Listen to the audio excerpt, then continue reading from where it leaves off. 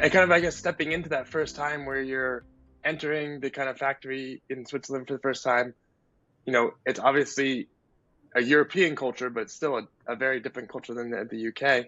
Yeah. How do you prepare for that moment? Or again, maybe looking back on it, like how would you suggest someone kind of when they enter that new culture like that, what are maybe one or two things that they could do to help that transition? And now also maybe from a leadership perspective, is there anything you would have done differently? And one thing, I have done actually as I've moved from country to country is to try and embrace the local culture.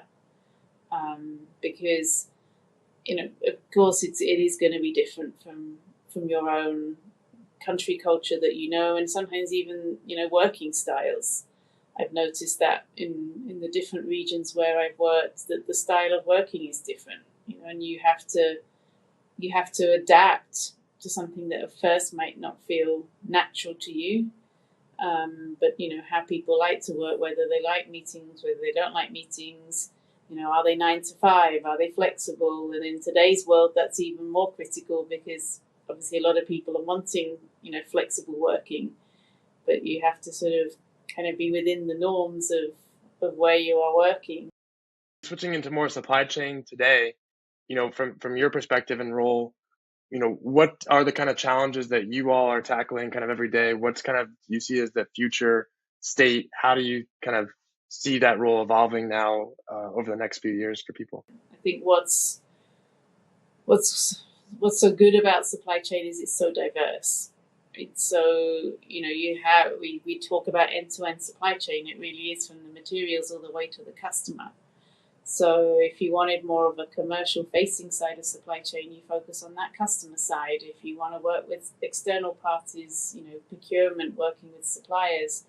If you want to work in manufacturing in operations, you've got that option. So it is very exciting. And, Colgate, like a lot of other companies, we're looking at what is the future of our supply chain. So developing those strategies, what is the right, automation, talking about AI, all these exciting technologies out there, but how do they really, fit into our supply chain strategy? So it is, I think, a very, very exciting time to be in supply chain. For the students that are just kind of starting out and exploring supply chain and all the different parts of it, can you maybe describe how, demand, e-commerce, what that component's comprise of in terms of the challenges you're focused on and tackling as a leader? Yeah, I mean, e-commerce is obviously a big topic in the supply chain, and it's again very interesting talking about the omni world and how we're going to better serve our customers. But here, it really is about working with the customers and getting a lot of external knowledge to be able to then bring the right solution back into the organization, because we don't have all the solutions cracked. Everybody's still learning in the areas of e-commerce, depending on the industry. Some are further ahead than others.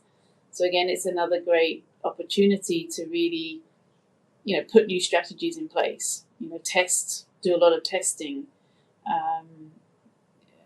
And in the area of demand, and we're very much focused on trying to give the flawless experience to our customers. So what does this really mean? So again, you're getting external, you're talking to customers, you're working a lot in analytics and data and new technologies, AI, all the buzzwords that are out there. This is, very, very applicable to the demand in the e-commerce space. So it's a lot of what students learn nowadays in supply chain, they can come and directly apply, very early in the career, because this is, one thing that we love when we do have early in careers join the company is they bring a really different perspective and obviously have a lot more knowledge and capability in these kind of tools than we do. So we learn a lot from bringing them into the organization.